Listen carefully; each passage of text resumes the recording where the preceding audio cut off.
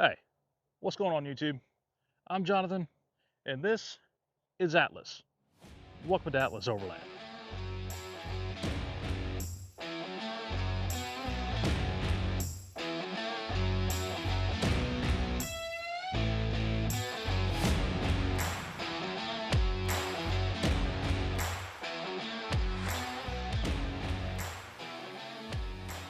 Okay, well, it's a different day. Um, between weather and just personal things going on. So, what is Atlas? Well, she is a 97 4Runner SR5. She has just a basic uh, 4 low, 4 high, 4x4 drivetrain. Um, nothing, nothing special there. But as far as the mods that I do have, I actually have a set of 4 Auxbeam 3-inch pod lights, 2 down here for fogs and 2 up top for ditch lights. Those ditch lights are sitting on CBI off-road brackets, which were super easy to install. Been very pleased with those. These are the 3-inch pod lights by Auxbeam. They are the flood and spot combo. They're flood here and spot here. With the ditch lights up top, it actually, when I have all these lit up, I have a 180-degree field of view. So I can actually be sitting in my driver's seat and see someone completely like to my left. The headlights are, I'm gonna assume, are just some Chinese knockoff HIDs or xenon or whatever it is. They actually do have a bulb that's in behind it, but I've actually already had to repair these once because the bezels fell out. I do plan on swapping them out for some TEQ customs headlights. I've seen their build quality and the performance, and these are okay. Like they light up the road well, but I can see so much better when I have the fog lights on too. All right, let's go talk about the tires and wheels. Okay, all right, well, the wheels are Avid 1 Off-Road ATO2s. They are a 17-inch by 9, if I'm not mistaken. And those are wrapped in some Cooper Discover Rugged Treks. These are about 32 inches. I think a little bit more than 32. Got this set from Trail Built Off-Road. I got a set of 4 tires and 4 wheels. Looking back on it, I kind of wish I had went ahead and got the spare, but I don't really have a place for a spare, at least not in this size right now. So that was kind of my reasoning for not getting the spare, but it is what it is. I'll get one eventually. Behind there, calipers and rotors. And the reason for that is because 4Runners of this generation are notorious for not so great brakes. And these brakes actually handle weight a lot better, and I have noticed a significant difference in stopping power. Now further back, as far as suspension is concerned, I have some Bilstein 5100s in there, as well as some Old Man Emu springs, and it's lifted about, I think, like 2 to 2.5. I actually bought the vehicle with them already on there. All right, so that's enough about tires and suspension. Let's go talk about what I got going on next. All right, let's talk about trips real quick. Got the Overland Expo East coming up. Taking my buddy along with me this time, and going to be checking out all the cool Overland stuff that companies come out with. I'll definitely be taking y'all along for the ride for that. While we're up there, we're going to be going into the mountains, so expect a YouTube video out of that whole trip.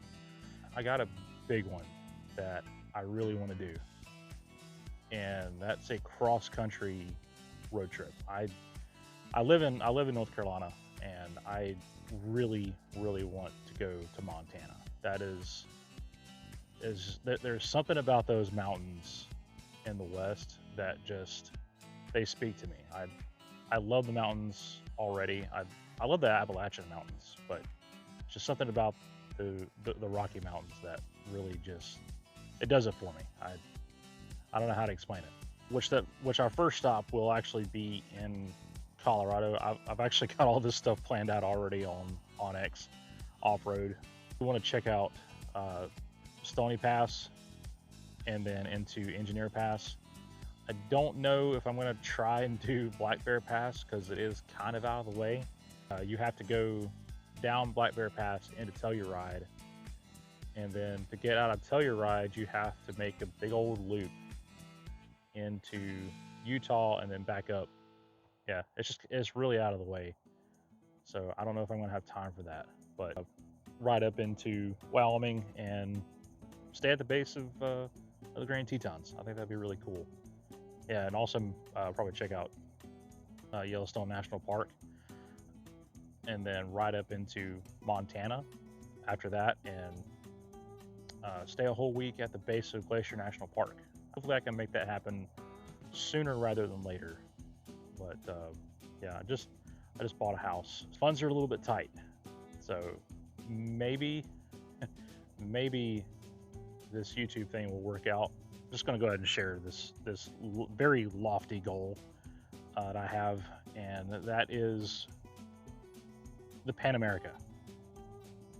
To drive this 4Runner from Prudhoe Bay, Alaska to Ushuaia in South America. I think that would be just the coolest trip I could possibly dream up.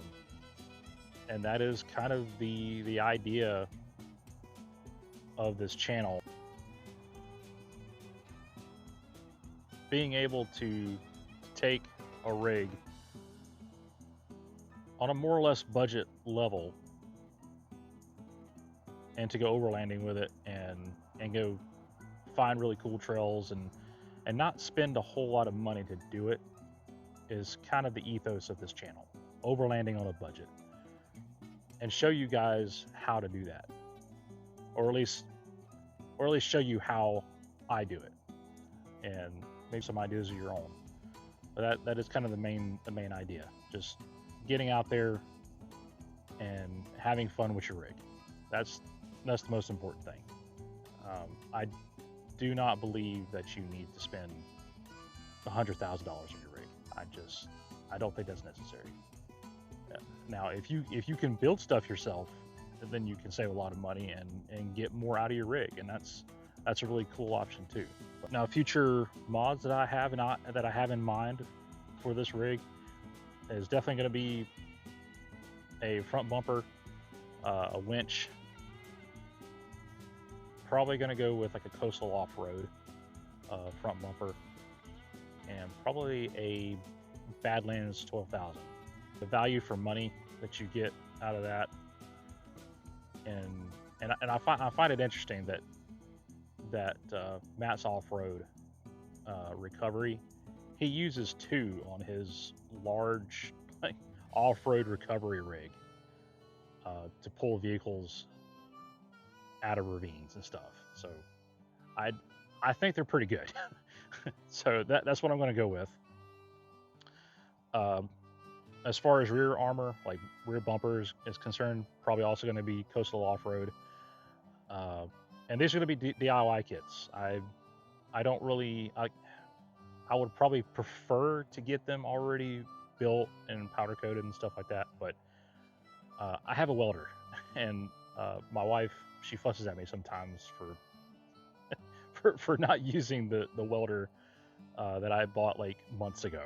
But so that'll give me an excuse to use it and learn how to weld and stuff like that. So also skid plates. I gotta get some skid plates for this thing. I've got a lot of exposed things underneath. So if I plan on doing engineer pass, I gotta have skid plates. What else? Oh, rooftop tent. Gotta have a rooftop tent. The wife is not too keen on the idea of climbing on top of of Atlas to get some sleep, which I totally understand. It is kind of a tall climb. So I'm going to build a sleeping platform in the back with drawers and like a retractable like bed system.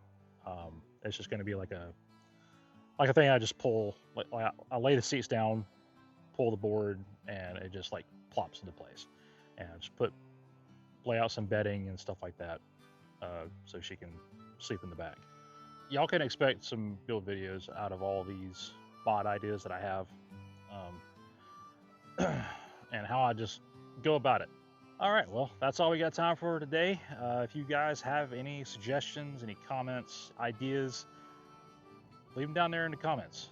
Also, maybe consider give me a thumbs up, and if you're looking forward to seeing what else I put out on the channel, maybe consider hitting subscribe. Anyway, that's it for me today. Have a good one.